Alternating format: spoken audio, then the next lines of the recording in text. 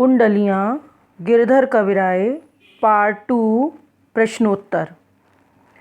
Part 2 में कुंडलियाँ 4 से 7 तक के प्रश्नोत्तर दिए गए हैं।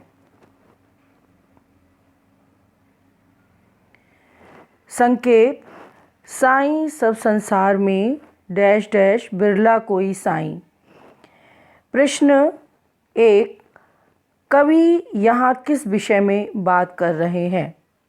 उत्तर: कवि यहाँ स्वार्थी संसार के विषय में बात कर रहे हैं। कवि कहते हैं कि इस संसार में इतने स्वार्थी लोग हैं कि जब तक किसी के पास धन होता है व उससे उनका स्वार्थ सिद्ध करने की शक्ति होती है, तब तक ही वे लोग उनके मित्र होते हैं। परंतु जब धन समाप्त हो जाता है और उनका स्वार्थ सिद्ध करने की क्षमता भी खत्म हो जाती है, तब वे लोग उस व्यक्ति को छोड़कर चले जाते हैं और फिर मुख से बात भी नहीं करते हैं। प्रश्न 2, मित्र कब तक हमारा साथ देते हैं? स्वार्थी मित्र कब तक साथ देते हैं? कुंडलिया के अनुसार मित्र स्वार्थी होते हैं और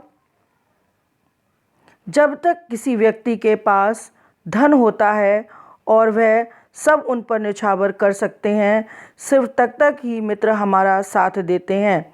परंतु जब उस व्यक्ति के पास धन पूरी तरह समाप्त हो जाता है, तब स्वार्थी मित्र हमसे बातचीत करना भी बंद कर देते हैं।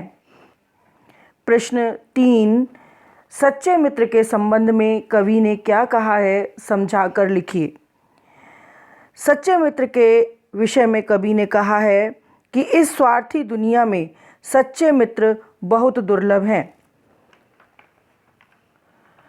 सच्चे मित्र वही होते हैं जो हमारे धन व संपत्ति की समाप्ति पर भी हमारा अंत तक साथ देते हैं और हमसे सदा एक समान व्यवहार बनाए रखते हैं।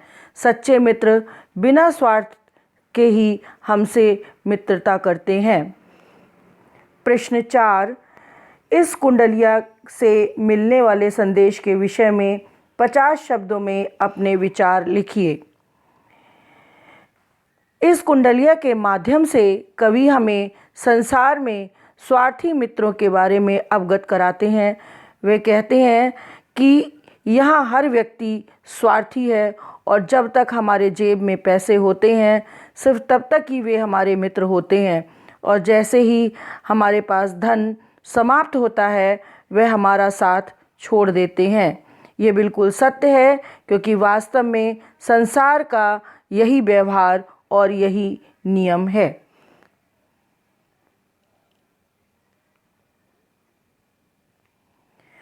कुंडलिया 5, संकेत: रहिए लटपट डैश डैश छाया में रहिए। प्रश्न 1, कवि के अनुसार किस पेड़ की छाया में नहीं बैठना चाहिए और क्यों, समझाकर लिखिए। कवि के अनुसार उस पेड़ की छाया में नहीं बैठना चाहिए जो पतला अर्थात कमज़ोर हो, क्योंकि हम ऐसे पेड़ों पर विश्वास नहीं कर सकते। वे कभी भी हमको धोखा दे सकते हैं। कभी तेज़ हवा चलने पर अर्थात आंधी आने पर यह पेड़ टूट ही नहीं जाएगा, अपितु जड़ से भी उखड़ जाएगा और हम पर गिरकर हमें हानि पहुंचा सकता है। अर्थात हमें कभी भी पतले और कमज़ोर पेड़ की छाया में नहीं बैठना चाहिए। प्रश्न 2, छाह मोटे की गहिये से क्या तात्पर्य है? ऐसा करने से क्या लाभ होता है? उत्तर: छाह मोटे की गहिये का तात्पर्य मोटे पेड़ की छांव में रहने से है। ऐसे पेड़ विश्वसनीय होते हैं। जब कभी आंधी आती है तो ऐसे पेड़ हमें सुरक्षित रखते हैं, क्योंकि तेज़ हवा में भले ही उनके पत्ते झड़ जाएं, पर उनका मजबूत तना और डालियां सुरक्षित रहती हैं। अतः हम पर गिरता भी नहीं है और हम पूर्ण रूप से सुरक्षित रहते हैं। प्रश्न 3, मोटे और पतले पेड़ों की चर्चा से कवि का किस ओर संकेत है? उत्तर, मोटे और पतले पेड़ों की चर्चा से कवि का संकेत समर्थ व्यक्ति और निर्बल व्यक्ति की ओर से है।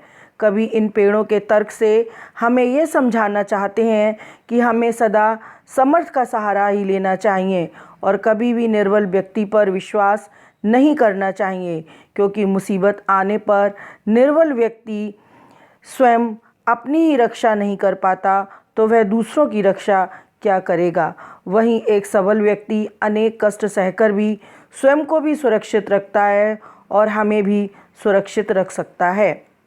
प्रश्न घ, प्रस्तुत कुंडलिया द्वारा कवि क्या संदेश देना चाहते हैं, समझाकर लिखिए।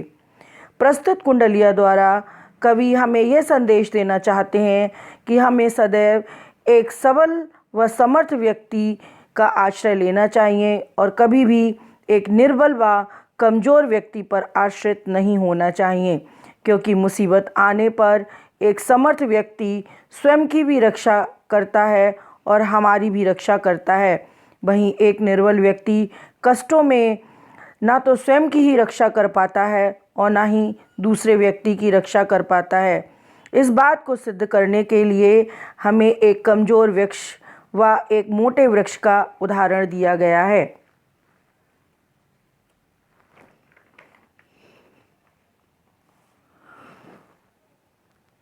कुंडलिया 6 संकेत, पानी बाढ़े नाव में डैश डैश राखिए अपना पानी।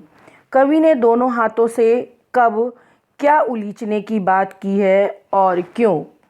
प्रस्तुत कुंडलिया में कवि ने कहा है कि जब नाव में पानी भरने लगे या घर में आवश्यकता से अधिक धन हो जाए तब हमें दोनों हाथों से उसे उलीचना चाहिए, अर्थात दोनों हाथों से नाव में भरे पानी को नाव से बाहर निकाल देना चाहिए, नहीं तो नाव डूब सकती है। और घर में अधिक धन हो जाए तो उसे परोपकार के कार्य में लगा देना चाहिए, क्योंकि ऐसा ही करना हमारे लिए श्रेयस्कर होता है। प्रश्न 2, सयाना व्यक्ति कौन होता है, वह किस प्रकार का व्यवहार करता है? सयाना व्यक्ति वही होता है जो नाव में पानी भर जाने पर और घर में आवश्यकता से अधिक धन आ जाने पर उसे दोनों हाथों से उलीचता है, अर्थात पानी को नाव से बाहर निकालता है और घर में अधिक धन को परोपकार के उपयोग में यथासंभव दान का कार्य करता है व ईश्वर का स्मरण करता है।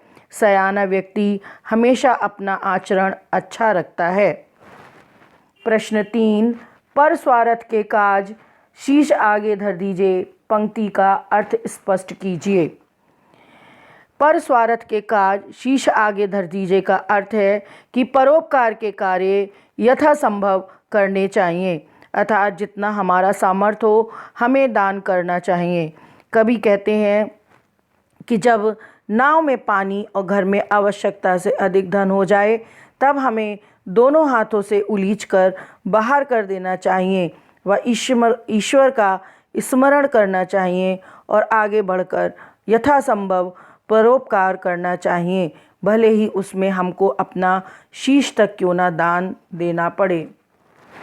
प्रश्न 4, चलिए चाल सुचाल राखिए अपना पानी वाक्यांश में पानी से कवि का क्या तात्पर्य है? आपने इस कुंडलिया से क्या सीखा?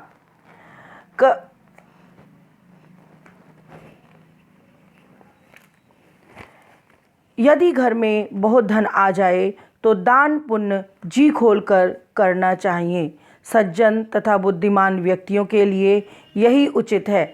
हमें भगवान का भजन करना चाहिए और दूसरों की भलाई के लिए कार्य करना चाहिए। परोपकार के लिए अपना जीवन तक भी देना पड़े तो कम है। गिरधर कविराय कहते हैं कि हमें बड़ों ने यही सीख दी है कि हमें हमेशा सही मार्ग पर चलते हुए अपना सम्मान बनाए रखना चाहिए। प्रश्न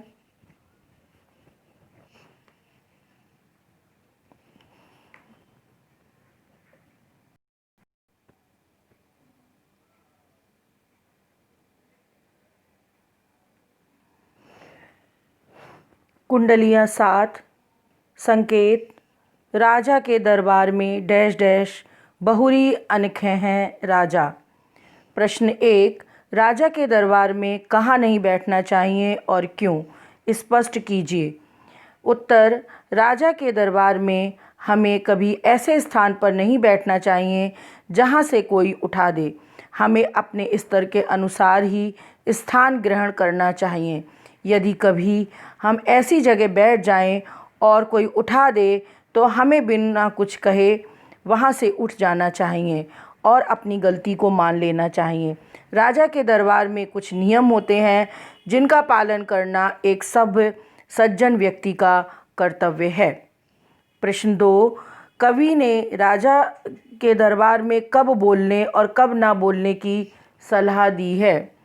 उत्तर कवि कहते हैं कि हमें बेसमय नहीं बोलना चाहिए, किसी के बिना पूछे किसी प्रश्न का उत्तर नहीं देना चाहिए। वे हमें समझाते हुए कहते हैं कि जब हमारा समय आएगा तो राजा अवश्य ही हमसे बात करेंगे, अर्थात उचित समय पर हमें अपनी बात कहनी चाहिए और उचित समय पर ही उचित कार्य करना चाहिए। प्रश्न 3 कवि के अनुसार राजा के दरबार में किन किन नियमों का पालन करना चाहिए और क्यों। कवि के अनुसार राजा के दरबार के कुछ नियम होते हैं जिनका पालन हमें अवश्य करना चाहिए। वहाँ जाकर हमें अपने स्तर के अनुसार बैठना चाहिए, बिना बात के ज़ोर ज़ोर से हंसना नहीं चाहिए, बिना पूछे प्रश्न का उत्तर नहीं देना चाहिए, अवसर पाकर राजा के पास जाना चाहिए, अधिक उतावला नहीं होना चाहिए। यदि अज्ञानवश ऐसे स्थान पर बैठ भी जाएं तो चुपचाप अपनी गलती स्वीकार कर वहां से उठ जाना चाहिए। राजा के दरबार के नियमों का पालन करने पर ही हम सज्जन और विनम्र कहलाएंगे। प्रश्न 4 इस कुंडलिया से आपने क्या शिक्षा ली। उत्तर हमें यह शिक्षा मिलती है कि जब हमसे कोई बात पूछी जाए तभी उसका उत्तर देना चाहिए, क्योंकि यही व्यवहार कुशलता है। हमें प्रत्येक कार्य समय पर करना चाहिए, हमें अधिक उतावला नहीं होना चाहिए। कवि का संकेत है कि राजा दरबारों में हमें नियमों का पालन करना चाहिए, इसी को विनम्रता कहते हैं। Please subscribe channel.